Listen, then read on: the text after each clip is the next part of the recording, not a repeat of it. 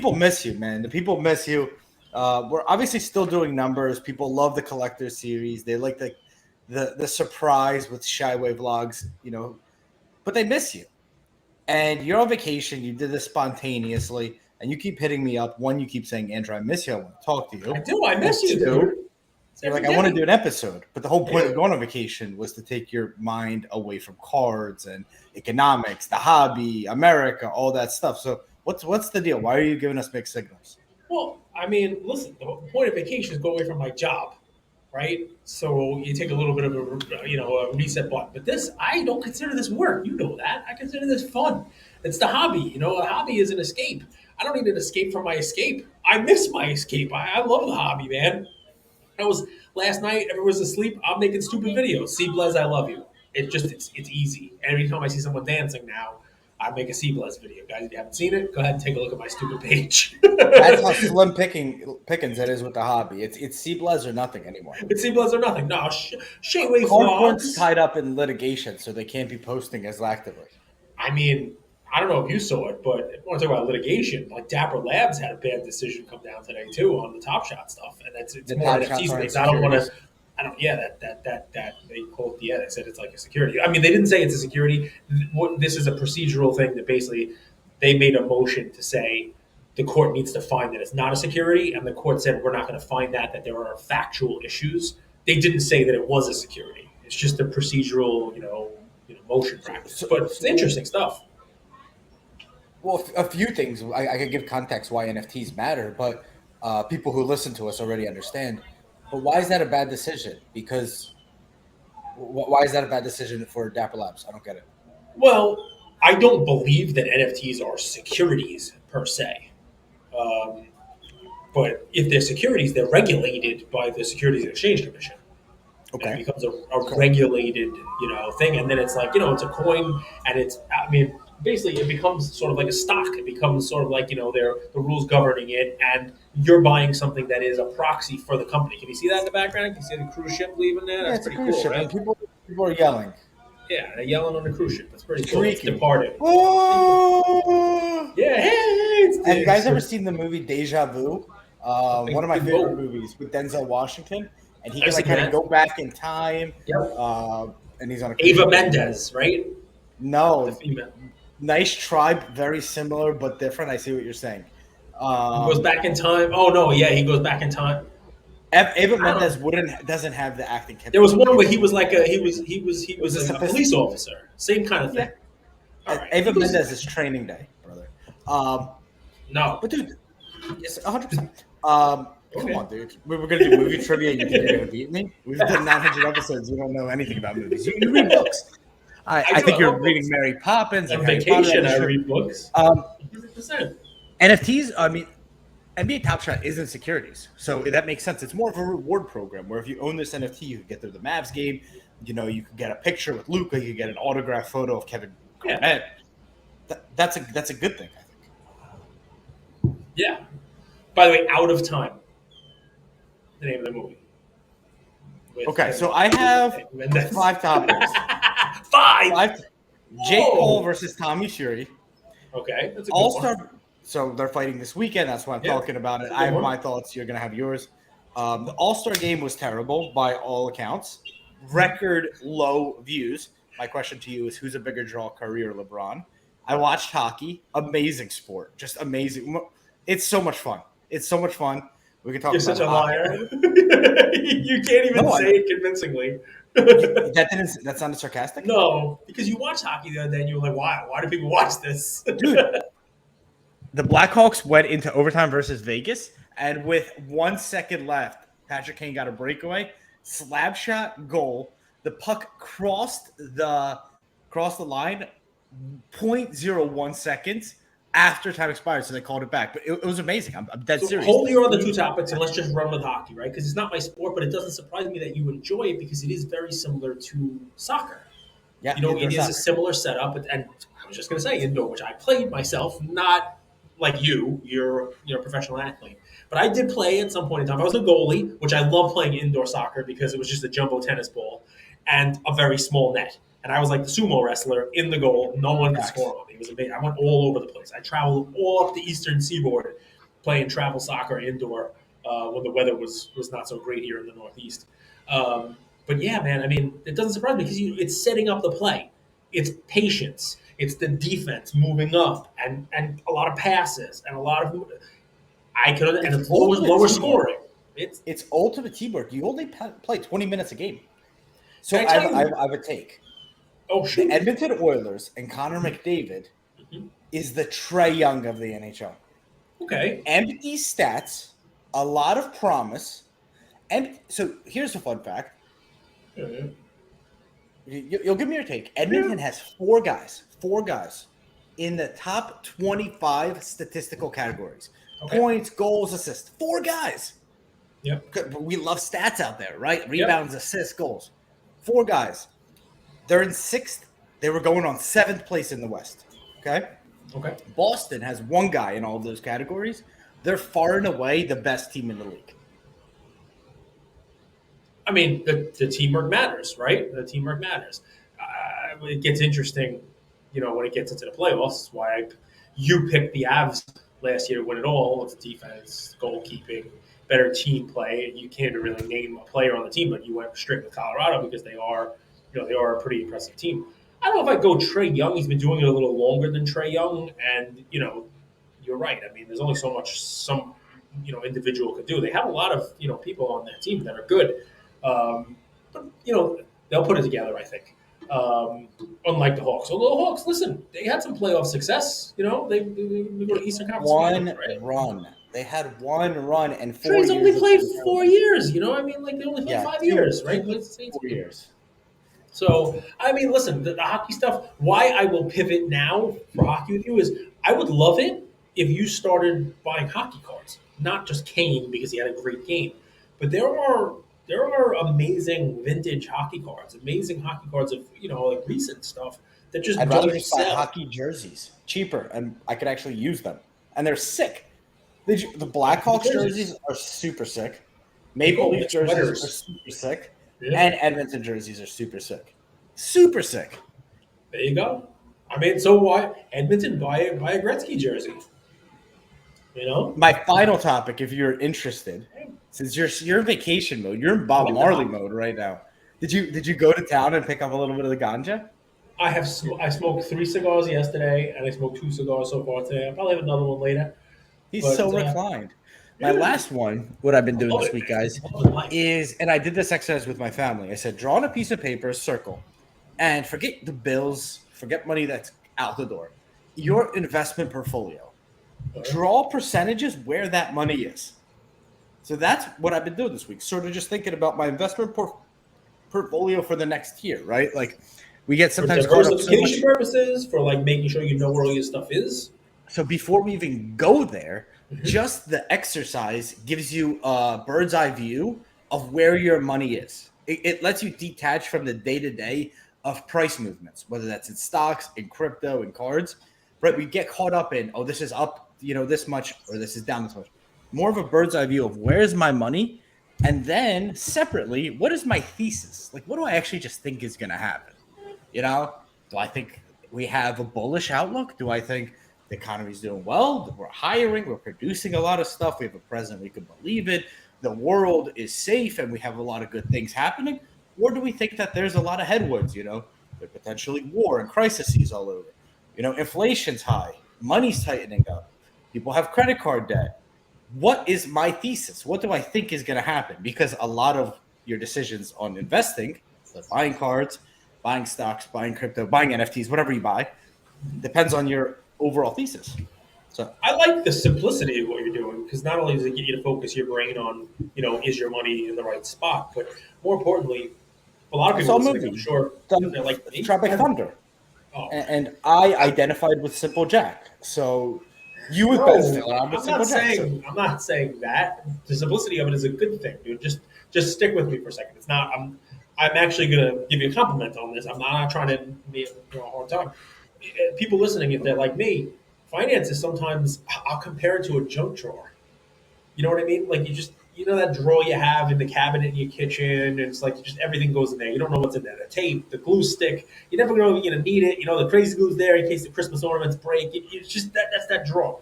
that's a lot of people's finances because they moved job to job. They got 401ks they didn't roll over. They got this money here. They got some money in crypto, maybe. They got some money in a bank. This is in a checking account. This is in this one.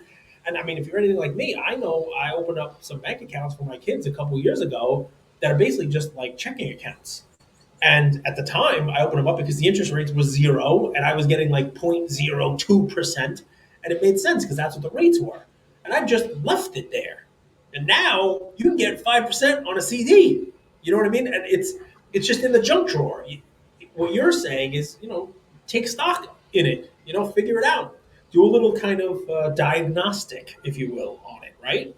And see whether or not, I think you always do the diagnostics. This is why this topic, it's, things that are second nature to us, we don't even realize, versus like, I would argue my family is always like the junk drawer. And that's why there's always stress and anxiety at the end of months of how to pay bills or, just not knowing where money is. It becomes stressful, money is a tool that you should use versus it being a tool that uses you. So that's that. Anything that you've been thinking about this week? Pivot that into cards.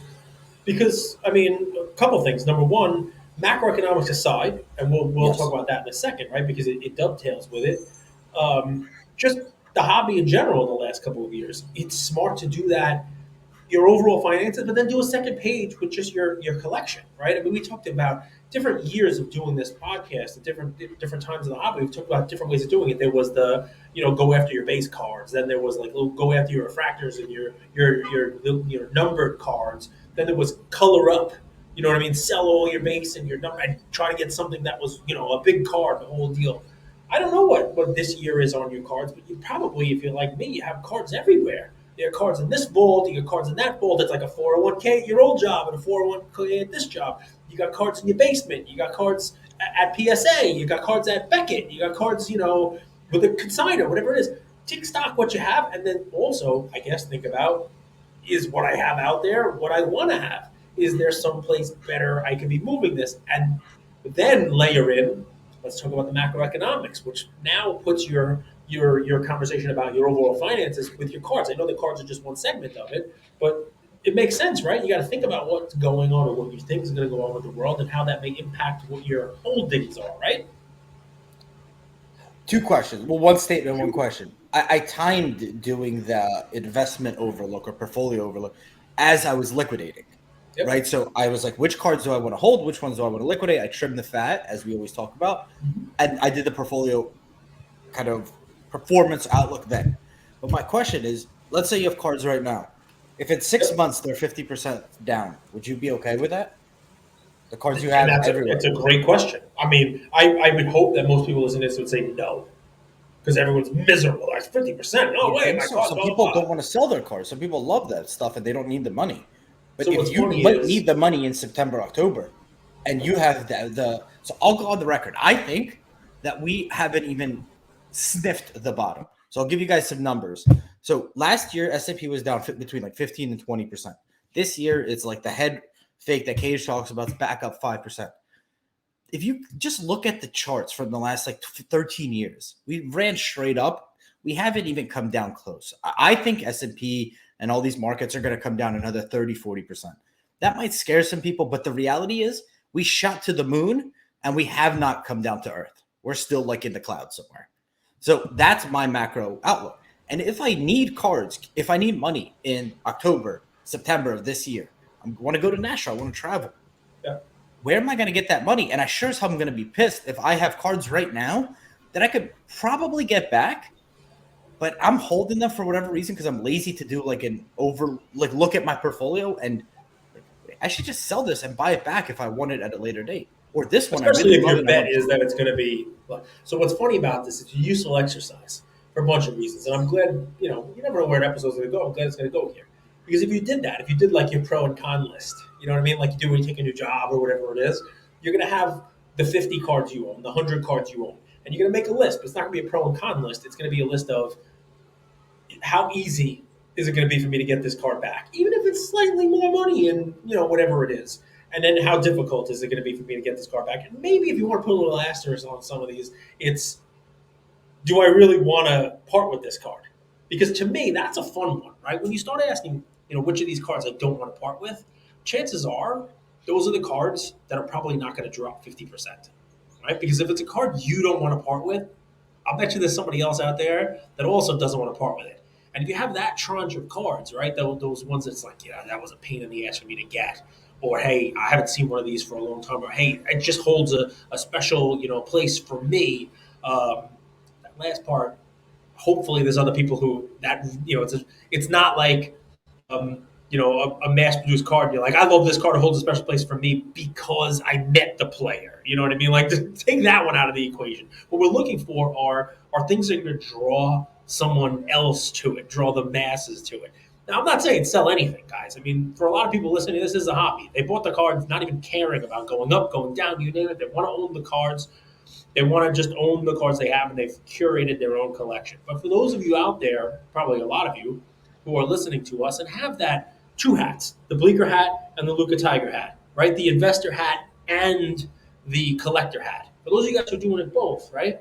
That investor side, it always makes sense to kind of take stock in what you have and say, all right, is this something I need to own? Is this something I want to continue to own? Is it something I think I can buy back? How easy is it going to be for me to buy this individual card back? So you went collector investor. Yep. Now, so we always do this. We love two options as humans: LeBron or Curry. Jordan. I think most people listening are both. But we never. I like this exercise of like a puffer fish. Okay. Yeah. Mm-hmm. Okay. And we think about our collections. Yeah. But we don't think about how much, like this exercise of what percentage of my disposable income is in my collection. Yeah. Yeah. And what percent? And I'm not saying like, let's say when things were going really good and it was a bull market, you wanted to put more chips on the table, right? Yep. Yeah. Yeah. Well, 100%. It's not just take your chips off the table and cash out. Sometimes you could just take your chips off the table and sit on the sidelines and watch the market too. And like that blowfish, if 80, 90% of your money is in cards, maybe it's time to have 50% of your money in cards and 50 in cash, because there's so many headwinds that I believe economically that I might be able to buy things better and cheaper and cooler cards if I have that cash position. I can't buy if I don't have the cash position. Yeah, I get it. I think you're 100% right. I like it. I do it pretty often with my collection. I'm, consistently going through the cards that I own and saying, all right, is this something that is a long-term hold for me? Is it something I need to sell? Is it something, no, need to sell? And then if I hang on to it, I always ask that other little B question of,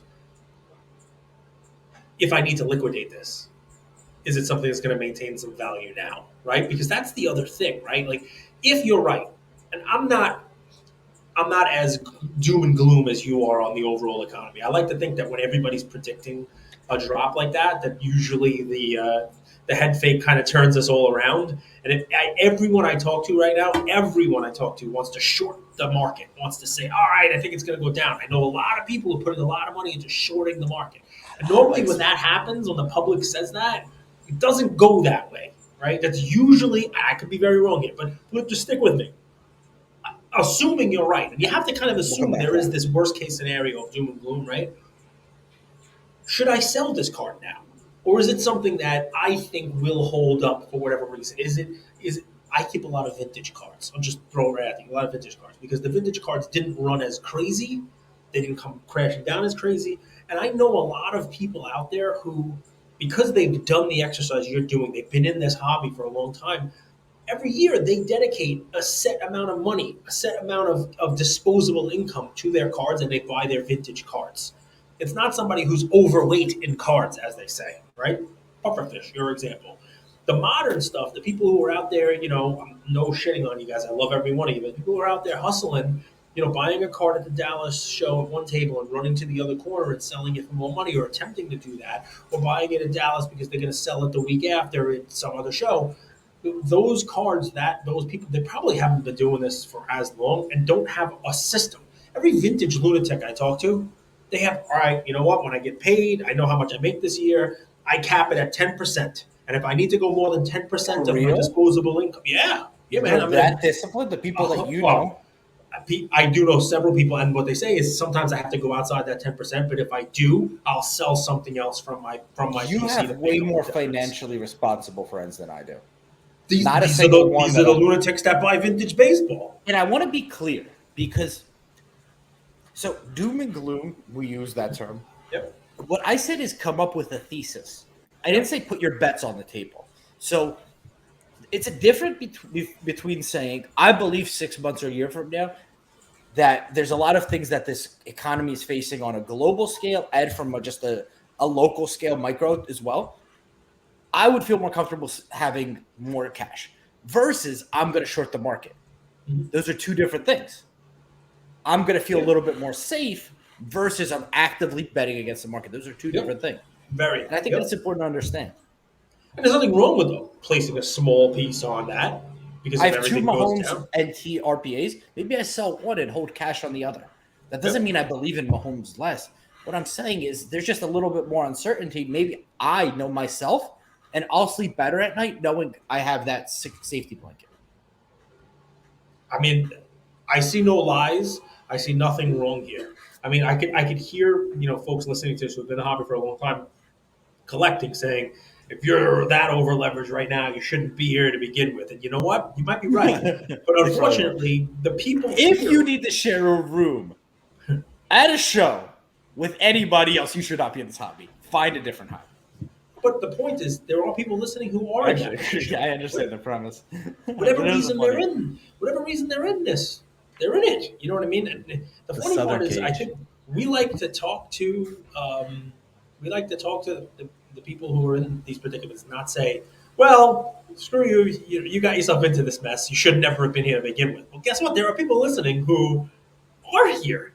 And this stuff that you're talking about here, doing a diagnostic, going through it, writing it out, actually making a checklist, doing that whole health checkup for yourself, your PC, your overall financial well-being is a good thing. Well, you got yourself into this mess. Let's use that premise. Yeah. You're only a certain amount of right moves away from getting yourself out of the mess, and you're only a certain amount of right moves of thriving, right? So back to the episode where Cage talked about usually on your third cycle is when you win. Well, getting to your third cycle, learning all of that stuff, even if you've messed up, what's amazing about this country and capitalism and all the opportunity here is even if you are in a mess, you could get yourself out by literally making the next right decision. Yep. Yeah. And sometimes the right decision, believe it or not, is taking a small loss right now. Sometimes it is. One of our most listened to episodes is selling for a loss, why it's okay. You know what I mean? And we talked about that early 2022, and a lot of people listened and message us and say, thanks for the episode, because they sold, and then watched a lot of things that they own, go down, and they bought back in some of them at lesser price. I mean, so listen, to those of you out there that have just been in the hobby for a long ass time and you got your PC, and you spend your money, and you're just having fun, great. I apologize for wasting your last 13 minutes. But there's a lot of people out there who are not as disciplined. And I think what Andrew's trying to do is maybe get them there. Maybe get them to discipline. Maybe this is their first time around. Maybe it's the first time doing this. And know you're not alone doing it. Even Andrew's with you. Cage has this, it's like the water underneath the tide. He just doesn't want to alienate our audience. No. He doesn't want to doom and gloom them. Even in the beginning, you could look back. He's like, NFTs, but I don't know if we should go there. These people that listen, they can't handle a little bit of. They'll be fine, Cage. I promise. Yeah. I mean, listen, I love them all. It's getting dark here. It's pretty crazy. But let's see if we catch it. The sunset. I would get a computer. Sunset. Cage on vacation's like a lost duck. He doesn't know. Look, I got no real color yet either. I've been really putting the sunscreen. You've been ordering. What do they have? Tomato, right, in Uber, in Aruba. I wish they have Uber Eats here. No way. I go out. I get to put this. It's dark. Is it all inclusive? I do not do all inclusive. I don't drink enough to make that worth it anywhere. So, they have it here, but we don't do that. All inclusive is about convenience. It's not about you don't have to get your dollars worth. So this, if you go all you could eat, do you food coma yourself too? No, I mean, I probably would try to eat more than I need to eat, but this place that I'm at right now there's nothing more convenient than what we have. There's a million restaurants like within. I could throw a baseball and hit probably 50 restaurants, bars. There's a movie theater. There's all kinds. It's like it's really nice. I'm having a great time. Little last minute trip. Thanks, Andrew, holding down the fort. I appreciate it. And I missed you guys. It's not just Andrew; it's the team. We have Shane, we have Will, we have Alex. They hold it down. Yeah, it's like an assembly line. They all know what's TPZ doing his episodes. Shyway Vlogs showing up and posting a bunch of stories. I like that guy. You know, the hobby's better with him in it. I said in my story.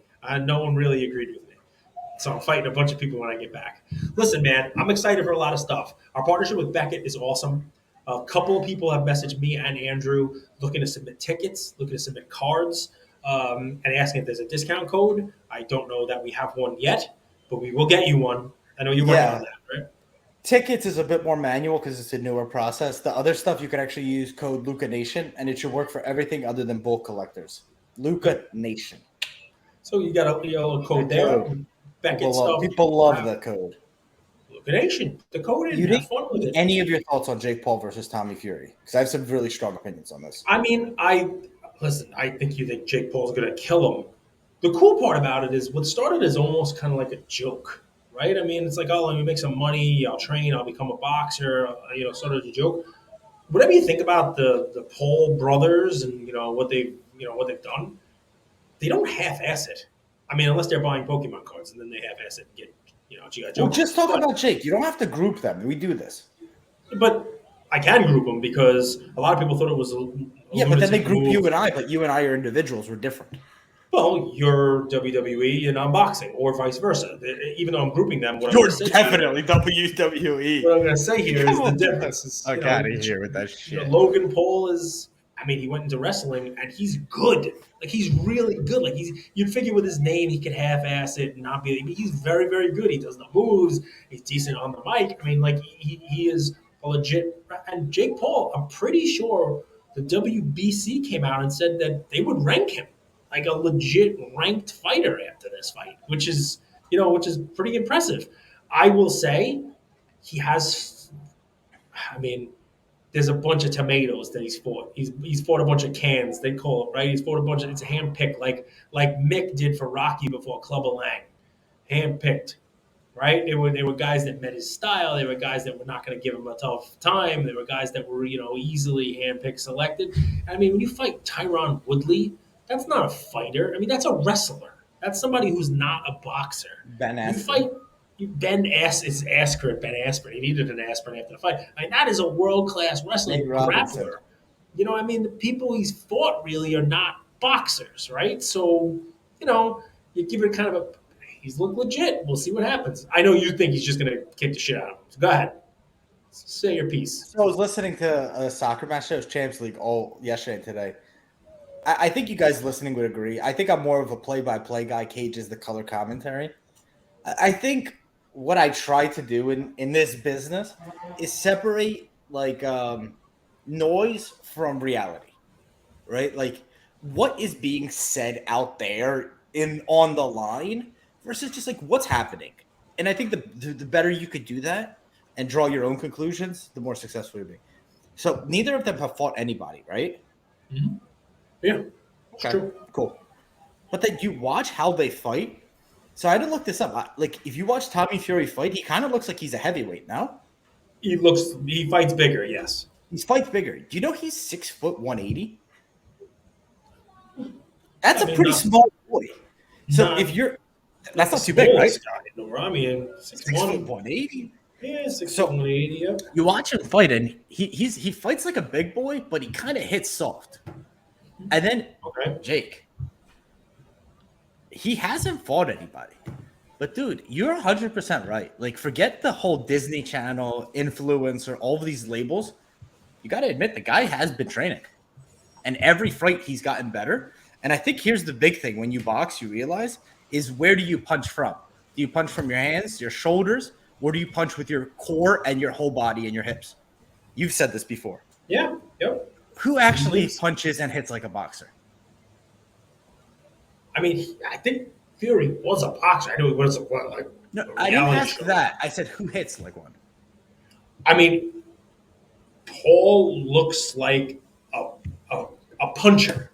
I don't want to say boxer. He looks like a puncher, right? The other guy looks like, okay, good looking chap, 6 foot. He's obviously the better looking of the brothers, the Tyson brothers. He's not a boxer. He's not a fighter. So that's where I go with it. It's not that Jake Paul's good. The other guy is pretty piss poor. I mean, listen, his brother's obviously a great boxer. Yeah. He was on the undercard of the Woodley thing, right? I mean, he was on that. He fought on that. Not that that's, the Jake Paul versus Woodley thing. Not that that's anything great. But, I mean, they were supposed to fight, I think, 2021. Yeah, he bailed. He bailed. He said he had a broken rib. I mean, if that's legit, you can't fight with a broken rib. But it doesn't matter. All that stuff, that's separating the noise from the reality. One guy hits hard.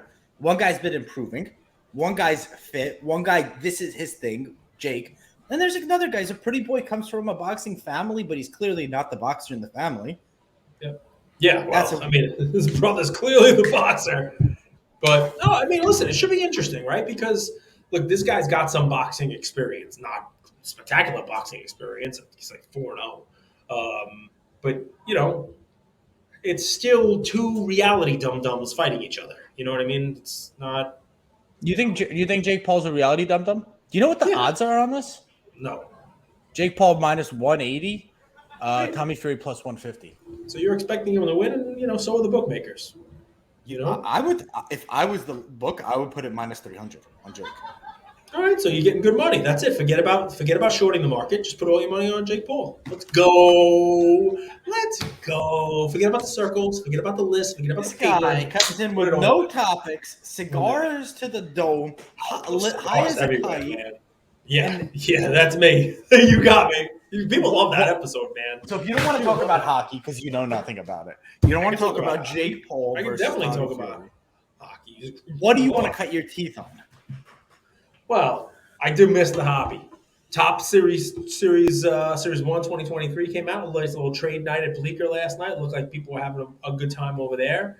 Looked like Alex Drimo was having too much of a good time, actually, if you look at her stories. But, I mean, listen, it's fun. I'm away from it, but I still get connected to it here on Instagram. I'm excited. I saw the Philly show added at the Slam Dunk champion, Mr. Mack, which should be fun, because even though he's not exactly a real basketball player and hasn't actually seen an NBA court, but he's good. He played at Georgetown. He played at Texas Tech. I said to Ian, "Hey, who won the slam dunk contest?" He's like, "McClung, yeah." And I'm like, "You want to go see him at Philly?" He's like, "Yeah." Like that was, that's the more exciting thing, So, that was fun. The All-Star game. We can definitely talk about the All-Star game, 100%, because I did watch some of it. Ian watched the whole thing, and it was kind of silly. If I'm allowed to give kind of my topic on it, it's become a little more pointless. I don't know whether people enjoyed it. I don't know if people really like it. I saw a lot of Twitter and Instagram posts saying stupid. Why even have it? What was your thoughts? You did. This was one of your topics. I'm stealing one of your 5 topics, but I did watch the game, and it was a little remember boring. The Last Dance, where at the Space Jam they set up the bubble and they had these legendary pickup games. Yes. So this is after Michael Jordan was filming a movie in the off season, right? Yeah. After like 6, 7, 8 hours of filming, he would go and play these games. Did you ever hear a single story of someone getting hurt from those pickup games? No. And nobody really got hurt in the 92 Olympic team, the dream team stuff, all of that I know of. So this whole injury illusion is bullshit, because injuries are part of the game. I would argue you could get injured running up the court like that easily, if not easier than playing full contact, because you're still part of the game. There's still opportunity to get injured, and you're not really playing 100%, but you're not like really dogging it. So I would argue that you're still susceptible to injury. It's stupid. Just play. Just compete.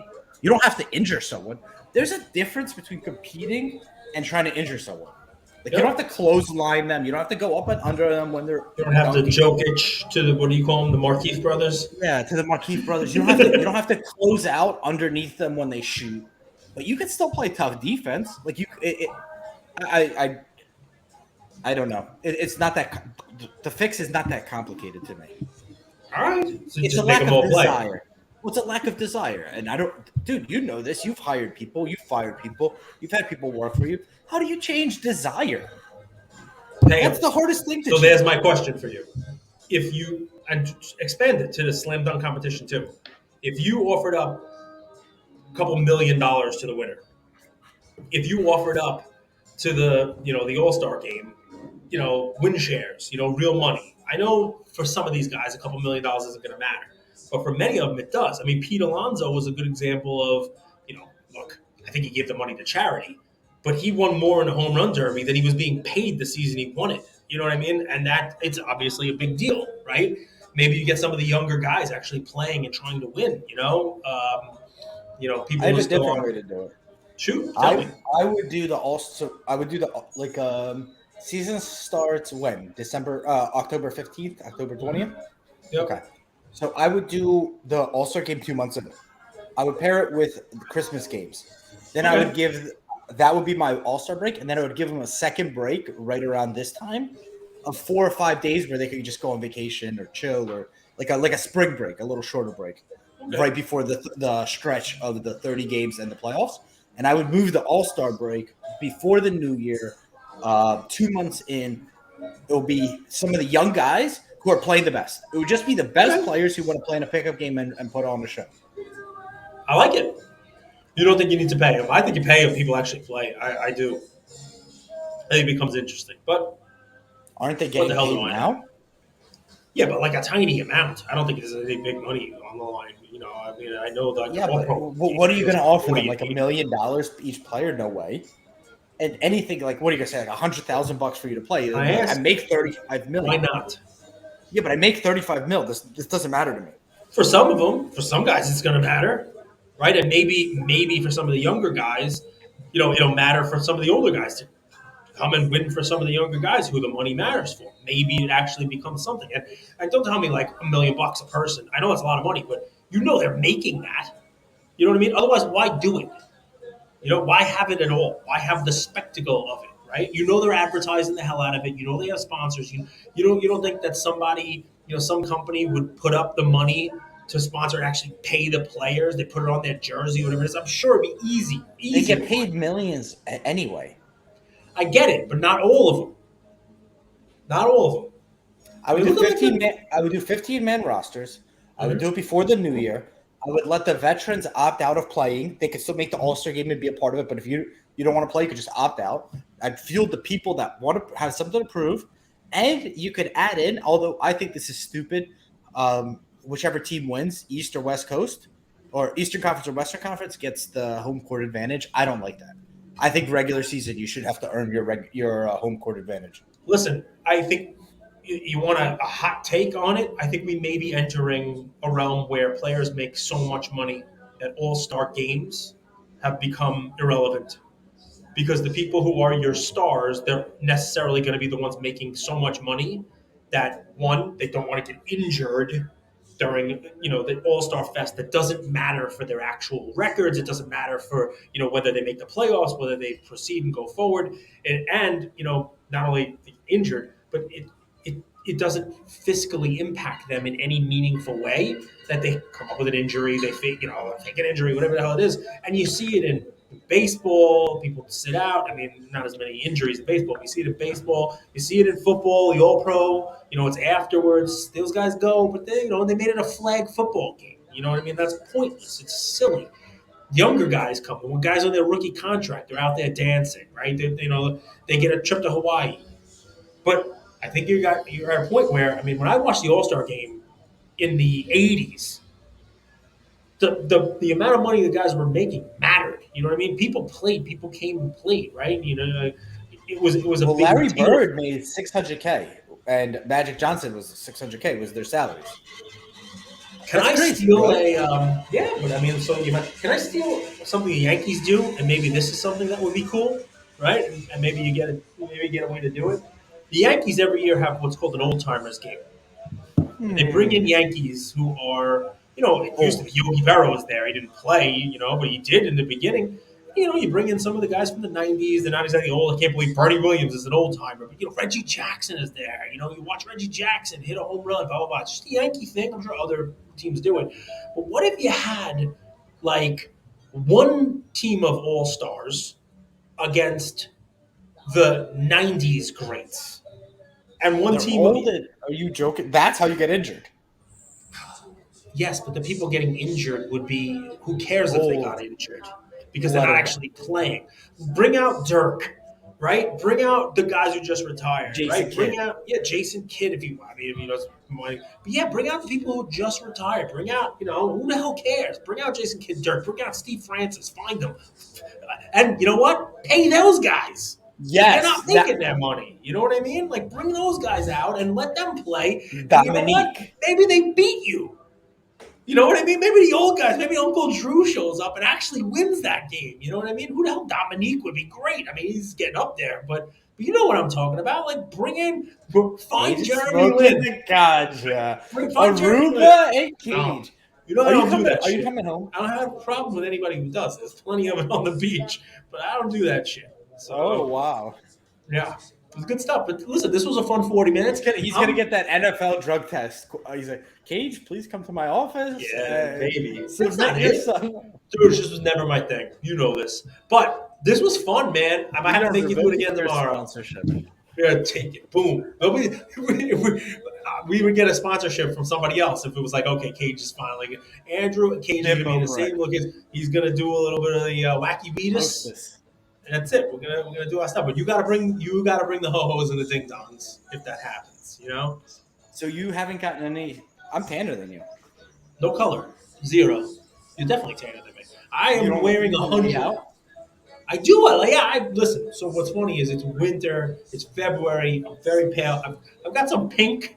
I'm trying to I've come here and I've gotten really burnt, and the kids have gotten really burnt. He got his nose really burnt. His face gets burnt. So I'm trying to also show them don't get crazy, don't get burnt. And the first day I forgot about my little line in my hair, and that got burnt to shreds. The little stripe in my head, I didn't put sunblock on it and burnt like the crazy. Key. I forgot to tell Cage, you have to get a pre-tan. And if you can't go somewhere tropical, you could go to a tanning bed. I actually have never done this because I have a darker complexion, but get a pre-tan so you don't burn. Dude, I've been really good. I'm as pale as I came down here. I mean, I got a little color on my chest and stuff. If you don't put suntan lotion on, you're gonna burn. That's what you're saying. I put on sunblock like crazy. But this is my message to you. Ooh, you hear that in the background? Was this episode as good for you as it was for me? I hope it's good for the folks. I missed you all. It might not have been the most educational episode. I love the economic stuff you came in with, man. It's really, really important for folks to kind of do that diagnostic, and I'm loving that it's coming from you. So you're somebody. We'll wrap up with this, Mr. Cage, because he listens to so many people. He's always on Instagram, reading Twitter. Look out for this guy. So because a lot of people are in your ear shorting the market or thinking that we don't have a lot of sunny skies ahead, you actually think the opposite? Well, I've usually try to fade the public, yes. I think that's a very good strategy usually. If everyone in the market thinks something's going to happen, the market usually doesn't work like that. It's sort of like, football games. How many times this year did we see 70, 75% of money on one side of a spread? And you're like, it never comes in. Okay. The public's on something, and usually that doesn't happen. Yes. In sports betting, fading the public is a profitable strategy. Economically speaking, do you see a lot of positive tailwinds in 2023? It's the same thing, though, dude. If everyone is saying, all right, you know what? It's time to get out of the market. It's time to short the market. If everyone's saying that. No, but I'm saying it. I'm saying everyone's out there. The interest rates, the inflation, the whole deal. It's coming. I first heard it's coming in the first quarter of 2023. Doesn't look like that's going to happen. Now I'm hearing it's going to be next quarter. Then it's going to be the end of. I heard somebody talk about it's end of 2023, 2024. Get involved now. When that stuff happens, I just look. Are there any reasons for it? Can I point to any great things that are happening in the economy that are like, wow, I can't wait for that? No. I know what you're saying. If we got an election coming next year that's on the horizon, you start to hear about that before you know it. There's so much stuff going on. But no, I have nothing to point to other than if everyone's on it, everyone's saying it's going to be bad, usually that's not the way it works. It's not that everybody is saying something. These ambiguous everybody's who are out there. The Federal Reserve is raising rates and cutting money supply to combat inflation. But everyone knows that, right? I mean, that's very public. Yeah. Everyone knows that's out there, right? Yeah. They're basically forcing us into a recession. That's basically out there. So are you saying that because all of that stuff is already out there and in the public, it's priced into markets? Yeah. And as an investor, you should be greedy because others are fearful, thinking like that? I mean, somebody said that. Somebody a lot smarter than me said it. So, yeah. Okay. But, I mean, does that mean go out and run and buy stocks right now? I'm not saying that. I don't know. I'm not a fortune teller. Could there be a period now of it going down more? Sure, 100%. I don't know what's going to happen. But I do know that you're right. There's a lot of fear. A lot of people saying we're going to be forced into a recession. Very well may happen. I think a lot of stocks have seen, a little bit of a downturn because of that. I think a lot of it is already baked in. But who knows? That's just me. I try to be optimistic, man. Cage's party is starting. Yeah. Cigar number 4 flowing. Tequila. Let's go. Cubans, man. Cubans. Good Cubans here. With nearly 40 years as the most trusted resource for collectors, dating back to the first Beckett magazine in 1984, Beckett has been the brand that bridges generations of the hobby. We're happy to be partnering with Beckett and look forward to keeping you all updated on the big things happening at the company in 2023. Beckett. It's the name you know and the name you can trust.